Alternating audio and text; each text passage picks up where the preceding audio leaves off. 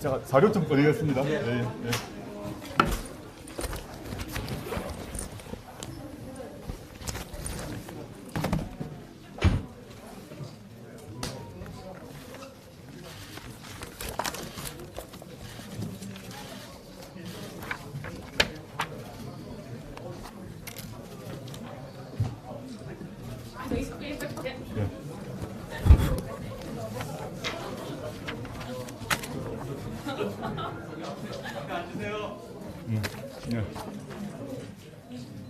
2시에 시작. 조금 이따 시작했어요. 2시 약속이지 않습니까? 예. 조금만 일정 시간 맞춰 시작하시죠, 뭐. 예.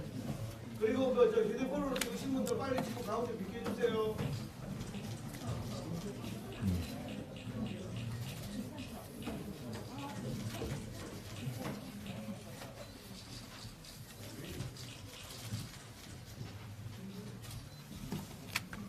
그럼 2시에 시작하기 위해서 그 전에 제가 말씀드리겠습니다. 저는 조국혁신당 부산 관계자님 대표모임입니다. 오늘 조국혁신당 대표 조국 대표님께서 고향이 부산에 오셨습니다. 오늘 일정을 이제는 말씀드려도 될 것 같은데요. 오전에 방송사 인터뷰가 있었고 지금부터는 조금 정각 2시부터 조국 대표님께서 기자회견 및 간담회를 가지겠습니다. 그리고 마치고 나면 3시에 주식백화점 옆에 주식회화 옆에 연결해서 시민과의 대화가 있고요. 마치고 나시면은 7시에 울산광역시당 상당대회에 참석하시도록 되어 있습니다. 참고해 주십시오. 아직 3분 남았기 때문에 말씀하신 대로 2시가 되면 시작하도록 하겠습니다.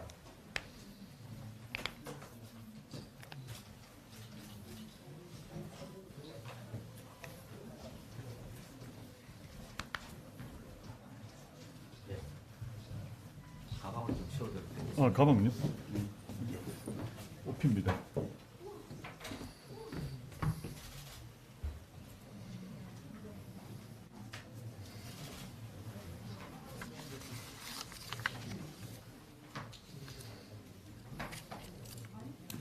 준비되셨으면 그냥 2시부터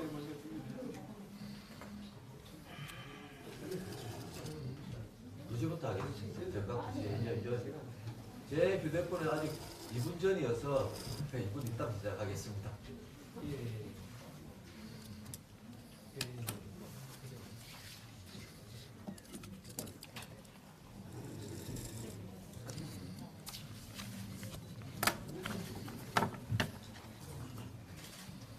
나중에 규디 대화 옆에서 시민과의 대화에 있을 때도 지지해 주시면 쭉 감사하겠습니다.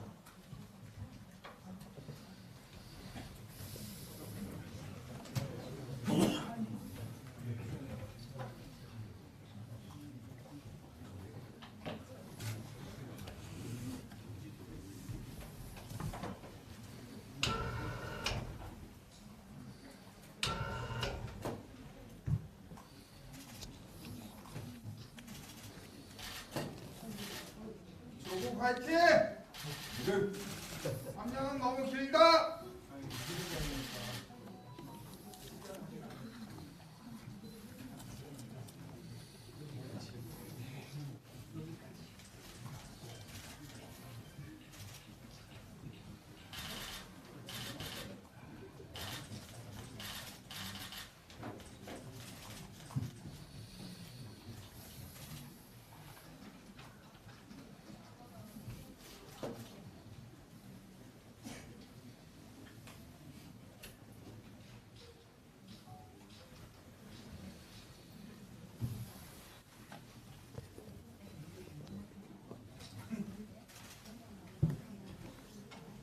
네, 조국혁신당 조국 대표께서 고향인 부산을 방문하셨습니다. 3시에 주식회화 옆길에서 시민과의 대화가 있기 전에 지금부터 기자회견 및 간담회가 있겠습니다. 시작하겠습니다. 대표님 시작해 주십시오. 예. 제가 준비된 기자회견문을 읽고 그 다음에 문답을 갖도록 하겠습니다. 준비된 기자회견문은 아마 기자분들에게 따로 뿌려질 것 같긴 합니다만은 나중에 직접 지금 당장 받지 못하시더라도 추후에 받으실 수 있을 거라고 생각합니다. 먼저 준비된 기자회견문 읽겠습니다. 사랑하는 부산 시민 여러분, 3년은 너무 깁니다. 윤석열 검찰 독재 정권의 조기 종식을 바라는 국민의 바람을 대변하고 있는 조국혁신당 대표 조국입니다. 저는 지난 2월 13일 부산 민주공원에서 새로운 정당을 만들겠다라고 처음 보고드렸습니다. 이제 한 달 남짓 남았습니다. 그때만 해도 저의 진심이 부산 시민들과 국민들 가슴에 와 닿을지 확신하지 못했습니다. 그런데 바람이 불기 시작했습니다. 미풍이 돌풍으로, 돌풍이 다시 태풍으로 커지고 있습니다. 국민들께서 조국혁신당에 이렇게 많은 지지와 성원을 보내주실지 몰랐습니다. 정말 고맙습니다. 4월 10일 총선에서 조국혁신당에 투표하겠다는 유권자가 최근 여론조사에서 30%를 넘기도 했습니다. 특별히 지지자가 더 많은 지역과 연령대가 있긴 하지만 이곳 부산을 포함해 전국 모든 지역에서 모든 연령층에서 골고루 조국혁신당을 지지하는 분들이 가파르게 늘고 있습니다. 가슴이 벅차오르면서도 덜컥 겁이 납니다. 제가 그리고 조국혁신당이 이렇게 커진 국민들의 열망과 염원을 모두 받아 안을 수 있을까 걱정합니다. 하지만 좌고우면하지 않겠습니다. 이번 총선에서 압도적인 승리를 하기 위해 국민과 함께 부산 시민들과 함께 뚜벅뚜벅 걸어가겠습니다. 존경하는 부산 시민 여러분, 조국혁신당의 비례대표 후보자들이 용산 대통령실 앞에서 기자회견을 한 다음 날 윤석열 대통령은 언론과 국민을 겁박한 황상무 시민사회 수석을 경질했습니다. 제 발로 곱게 나가게 둘 게 아니라 잘못을 엄히 꾸짖고 해임해야 옳았습니다. 이제야 민심이 심상치 않다고 느꼈는지 도주대사 이종섭 전 국방부 장관도 돌아왔습니다. 윤 대통령은 이 전 장관이 돌아왔으니만큼 즉각 공수처의 수사를 받으라고 명령해야 합니다. 그것이 국민의 명령입니다. 정치를 본격적으로 시작한 이후 매일 많은 국민들을 만나고 있습니다. 어제는 이런 말을 들었습니다. 장 보고 나오면 야당된다. 폭등한 야채, 과일값, 생필품 가격을 보면 도저히 정부 여당을 지지할 수 없게 된다는 말입니다. 평생 저인망식 수사, 강압 수사, 압수수색만 해온 사람들이 어떻게 물가를 잡겠습니까? 2년 넘도록 정적 죽이게만 몰두하고 있는 검찰 독재 정권이 어떻게 경제를 살리겠습니까? 윤석열 정권 핵심 인사들은 왜 사람들이 마트에 다녀오면 반정부 인사가 될까라고 고개를 갸우뚱거리는지 모를 것입니다. 여기저기서 못 살겠다고 심판하자고 아우성인데 제 고향 부산이라고 다르겠습니까?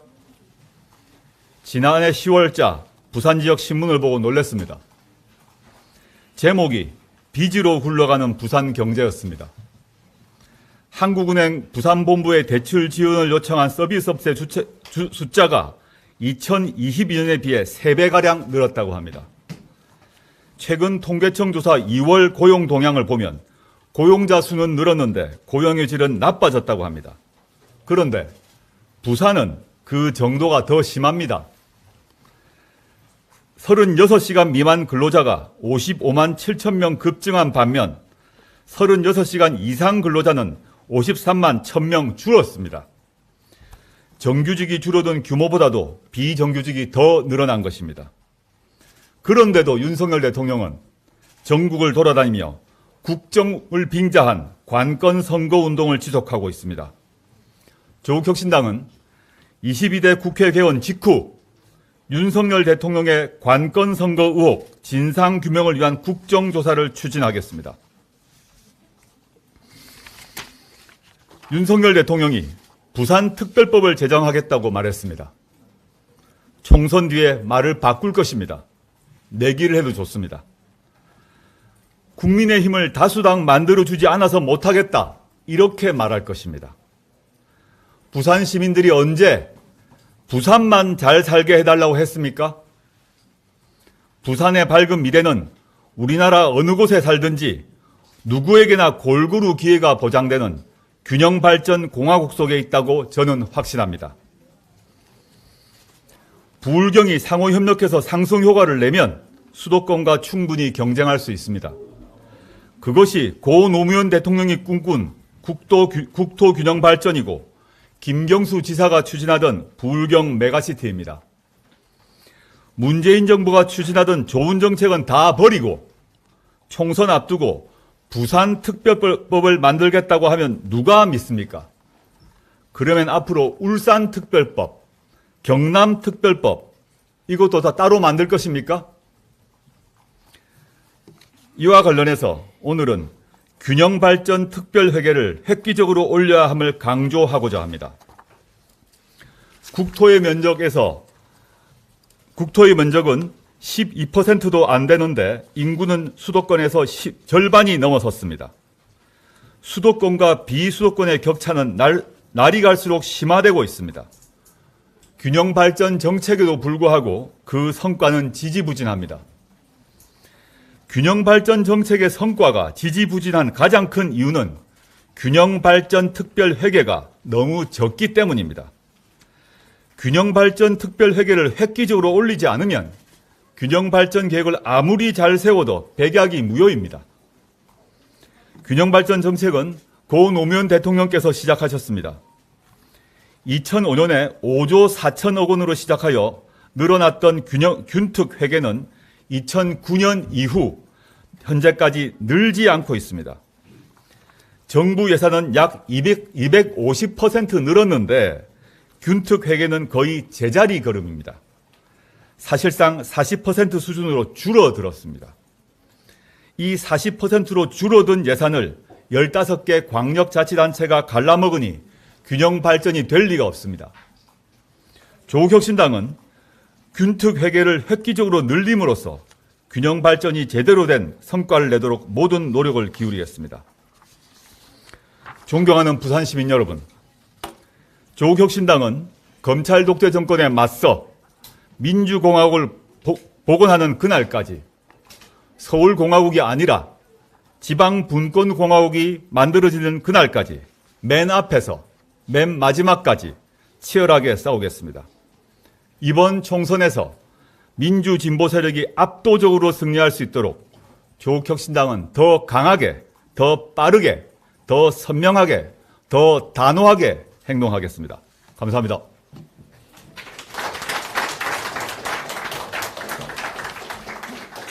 기자분들은 질문하실 때 소속사하고 성함 밝혀주시면 좋겠습니다.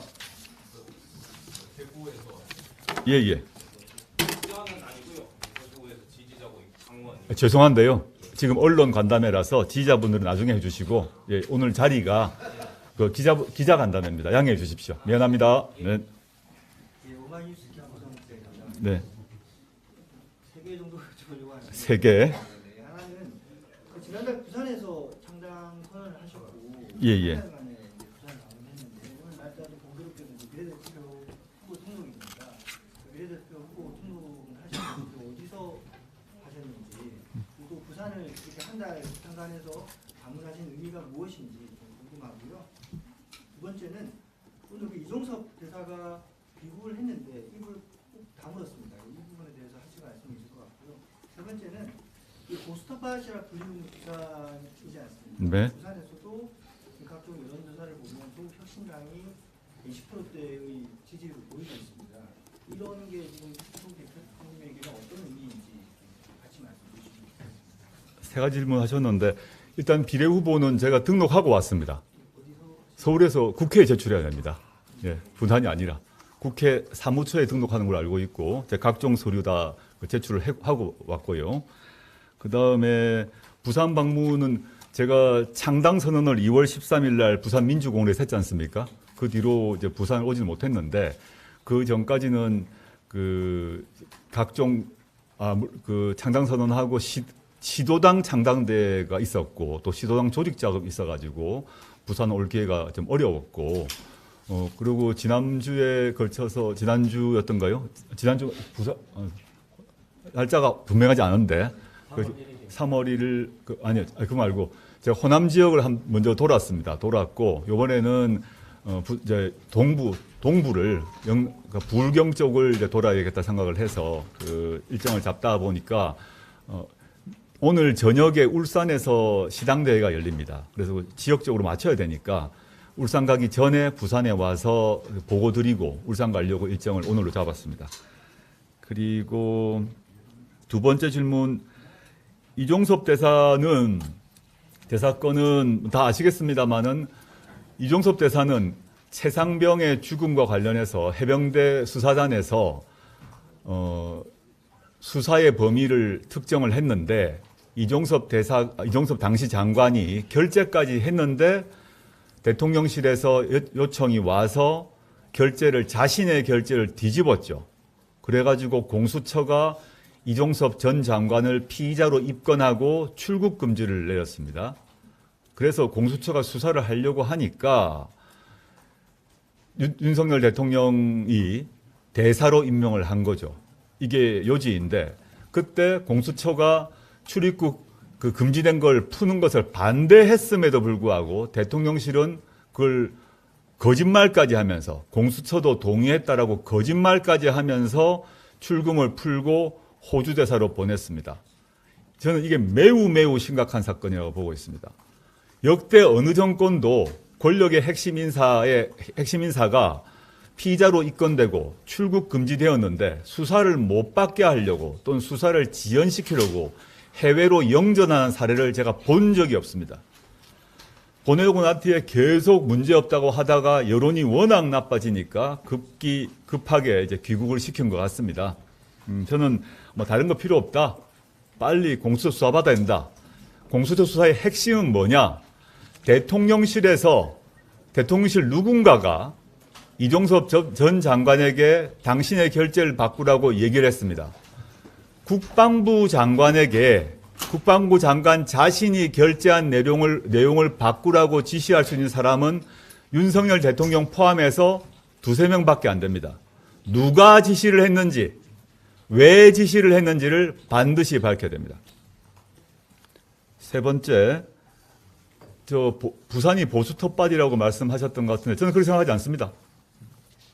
부산은 부산 부마 사태부터 시작해서 우리나라 민주화를 이끌었던 그 핵심적 지역이고 또 1987년에 이제 민주화가 진행되는 그 초기에 그 출발점도 또 부산이었다고 저는 기억하고 있기 때문에 첫째 보수 텃밭이라 생각하지 않고요.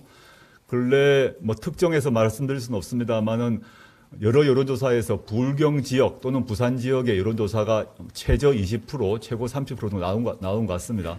저는 아주 감사한 마음이고 그 감사한 마음인데 저는 뭐 그 마음을 유지하고 저의 초심을 유지하고 이 감사한 마음을 가지고 더 낮은 자세로 접근할 생각이고요.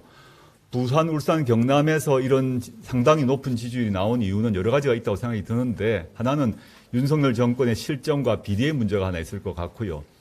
또 부산 지역 같은 경우는 엑스포 실패 뭐 등 이런 지역 균형 발전에 대한 그 윤석열 정권의 무심함에 대한 불만, 분노 이런 것이 결합되지 않았나 추측하고 있습니다. 네, 다음 분.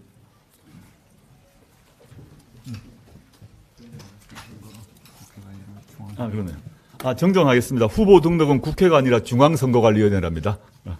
국회 등록이 아니라 중앙선거관리위원회에 등록하고 왔습니다. 예.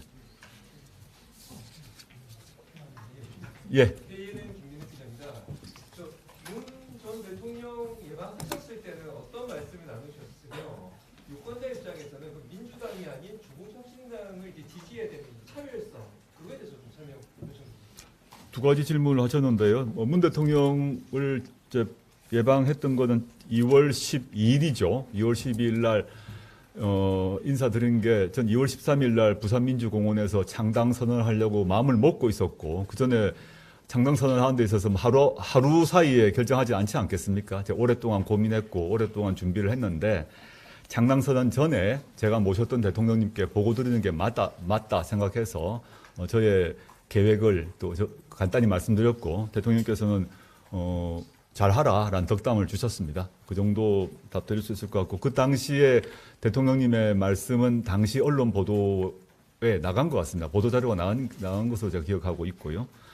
두 번째는 제가 이제 민주당이 아닌 조국 혁신당 어떤 차별성 그거에 대해서 일단 몇 가지가 있는데요. 첫째는 저희 조국혁신당 홈페이지 우측 상단에 보게 되면 강령이 있는데 기자 여러분들 강령을 좀 꼭 보시면 좋겠는데 저희의 강령이 민주당보다 진보적이고 개혁적입니다. 그건 뭐 저희 말로만 하는 게 아니라 실제 문자로 문서로 정리되어 있으니까 예를 들어서 몇 가지만 예를 들어 보겠습니다. 뭐 검찰개혁 문제 같은 경우는 수사기소 분리 문제는 다 동의되어 있다 한다면 조국혁신당 같은 경우는 그걸 넘어서 검찰에 대한 국민적 통제가 반드시 필요하다는 입장을 갖고 있고 그래서 미국에서 이미 오랫동안 실시하고 있는 검사장 직선제 도입을 주장하고 있습니다.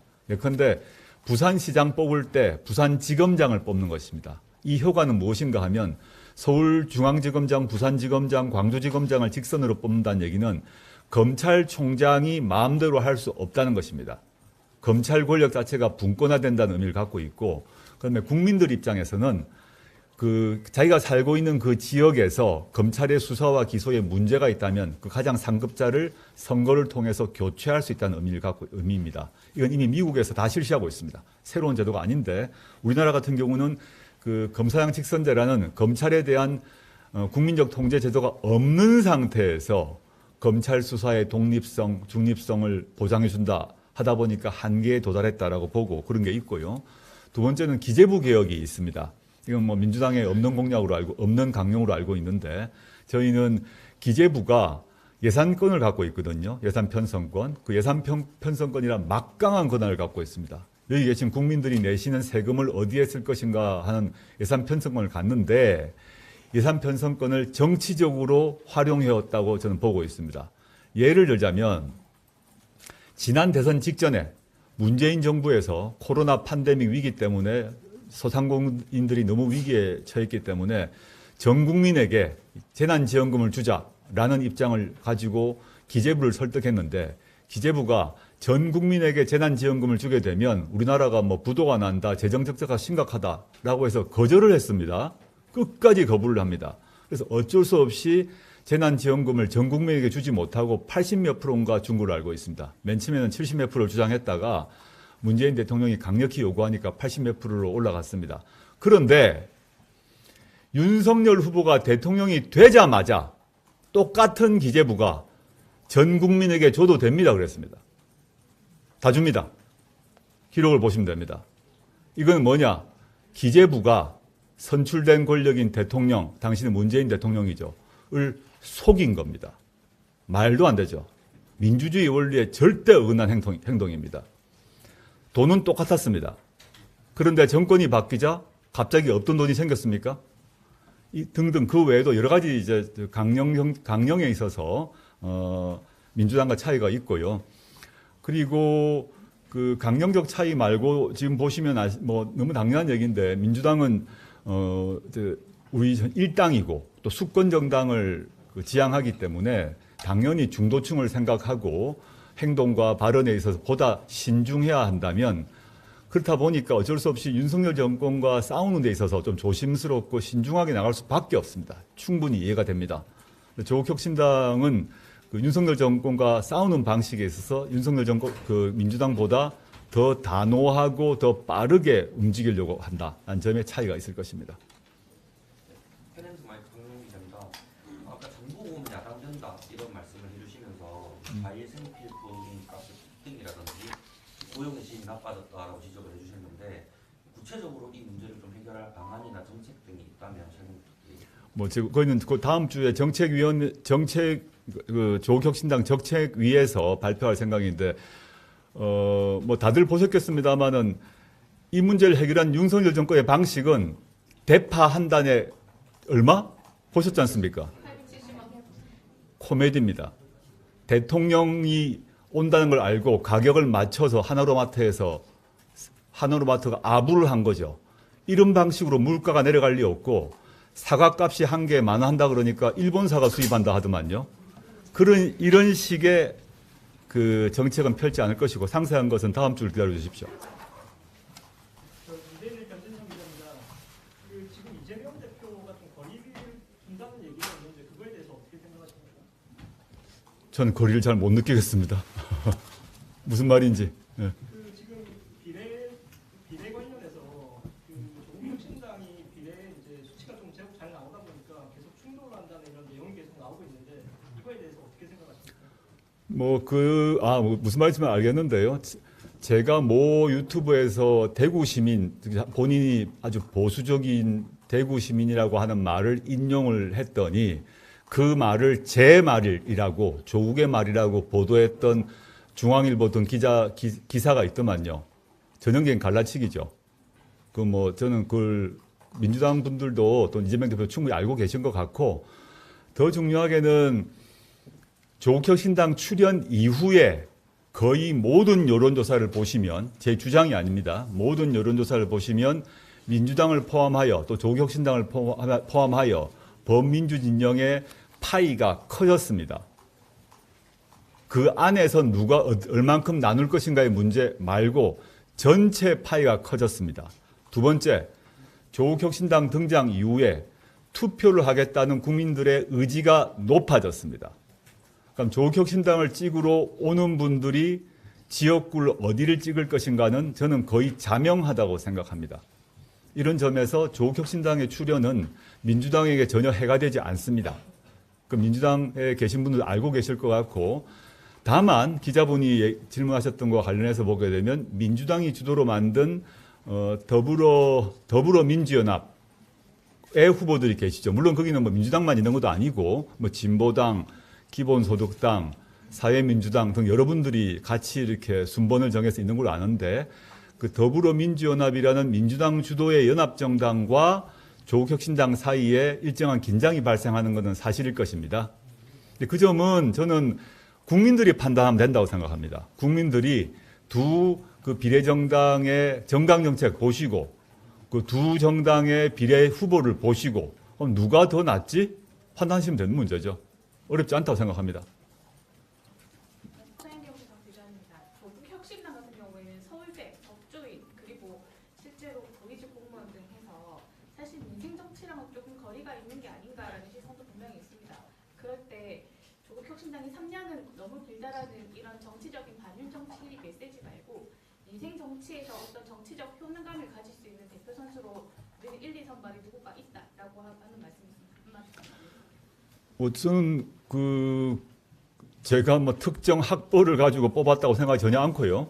뭐 선발 기준 나중에 뭐 리스트업을 양쪽 라인업을 보시면 그 남녀 라인업을 보면 아실 수 있을 것 같고, 다른 사람을 떠나서 저희 정책위 의장이 서왕진 전 서울연구원 원장이신데 그분의 활동 내역을 보시면 우리나라 거의 최고의 정책통이라 하실 수 있습니다. 대전환 포럼이라는 큰 단체를 이끄셨고 그 상임 운영위원장 하셨는데 그분이 우리 정책위 의장으로 와 있고, 다음 주부터 그 서왕진 정책위 의장 중심으로 민생 정책을 다 밝히실 것이다. 조금 기다려 주시면 좋겠습니다. 네네. 네, 안녕하세요. 저는 손질부 임선영 기자고요. 네. 최근 황운하 의원께서 비례에서 15석 동표를 언급하신 걸로 알고 있는데요. 의원께서는 현실적으로는 좀 어렵지 않겠나라는 시각이 있는데 그 부분에 대해서 좀 어떻게 생각하시는지. 황운하 의원의 개인 의견이고 여러 가지 뭐 가정을 전제로 해서 말씀하신 걸로 저는 기억을 하고 있고요. 저는 그리고 조국혁신당은 공식적으로 목표 의석이 10석이라는 걸 바꾼 적이 한 번도 없습니다. 그러니까 개인별로 인터뷰하시다 보면 뭐 이런 조건 하에서 저런 조건 하에서 하다 보니까 숫자를 뭐 어떤 분은 12석, 어떤 분은 15석 도 가능하다 이렇게 말씀하시는 거고, 저도 그렇고 저희 당의 공식 입장은 10석이 목표고 원내 3당이 목표다라는 것을 제가 2월 13일 날 부산 민주공원에서 발표할 때 이미 그때 말을 했습니다. 바꾼 적이 없고, 물론 희망사항으로는 국민 여러분들이 더 마음을 주셔서 조금 더 올라가면 좋겠죠. 그걸 거짓말을 하지 않겠습니다. 좀 더 주시면 좋겠다. 근데 현재로는 더 겸허하게 현재 여론조사의 추이를 더 굳히고 더 겸허하게 나갈 생각, 그런 자세로 활동할 것입니다.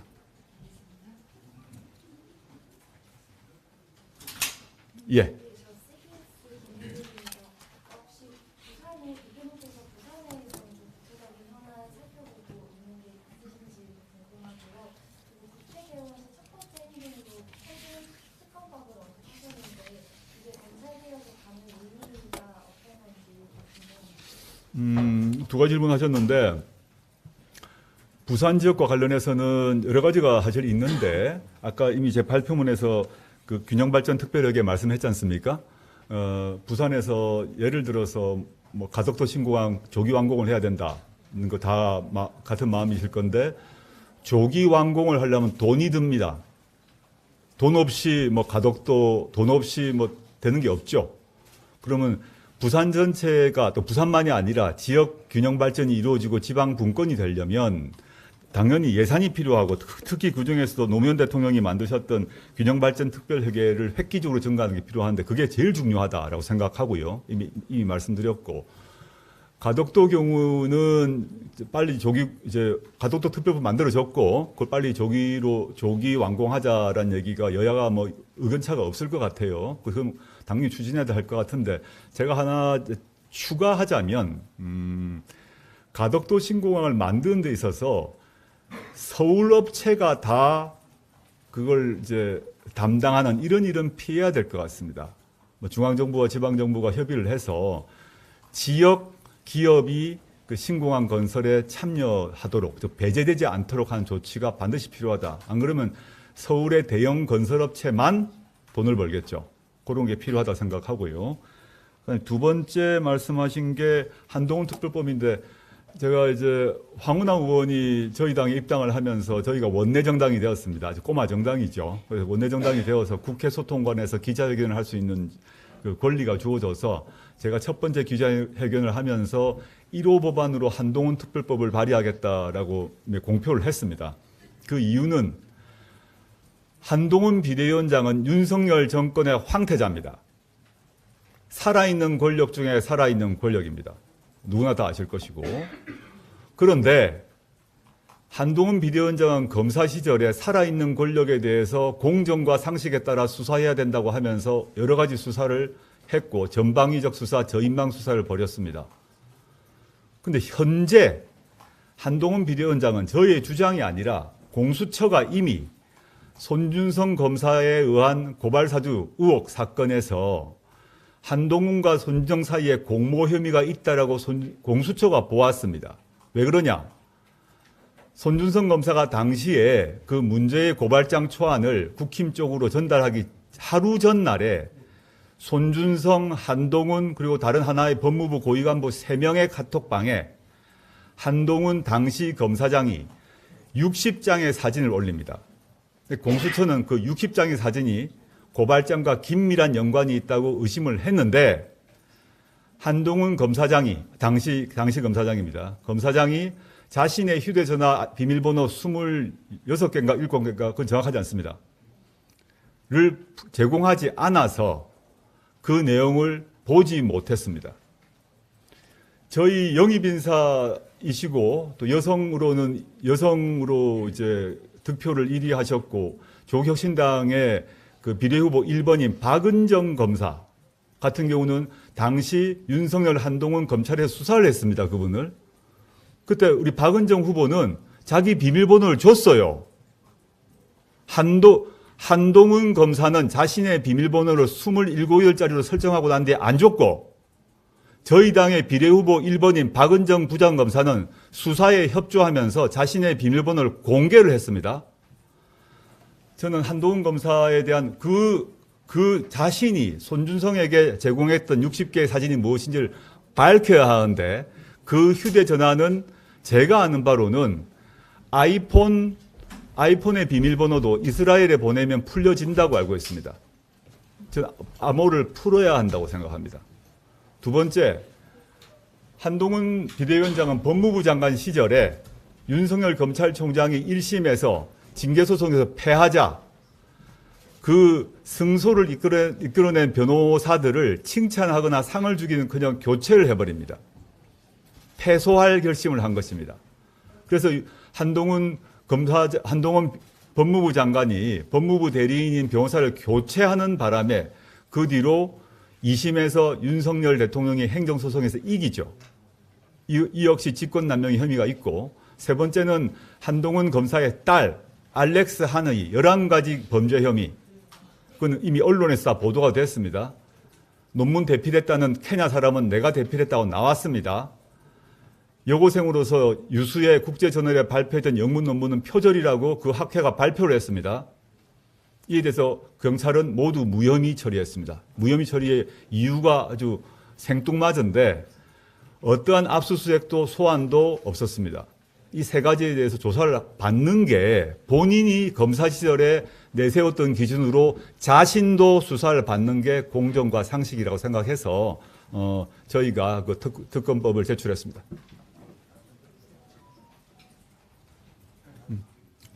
일정상 제 다음 일정에 지금 서면에 제 3시에 일정이 있어 가야 되나 봅니다. 양해해 주시고 이거 마무리하겠습니다. 감사합니다. 네, 감사합니다.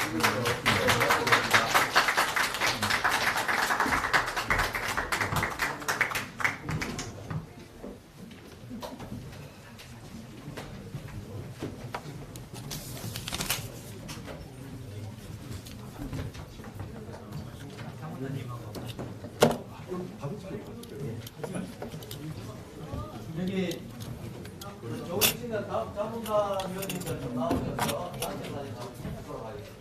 자문단 선생님들 잠깐 나오시면 사진 찍고 안 하시려고요? 안 하신답니다. 나왔습니다. 수고하셨습니다.